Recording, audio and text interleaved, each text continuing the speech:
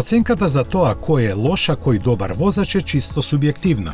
Сите ние си имаме сопствено мислење за тоа, но британските осигурителни компании го поставија прашањето малку поинаку.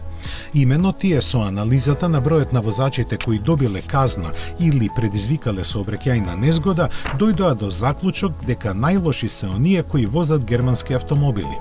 Според нивната студија, на врвот на листата се сопствениците на BMW од серијата 4, а не многу подобри се и оние кои имаат Audi A5 и Mercedes C класа.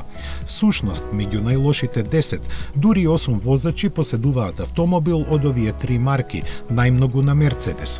Од останатите производители на 5-то место е Jaguar со XF, а на 9-то Range Rover.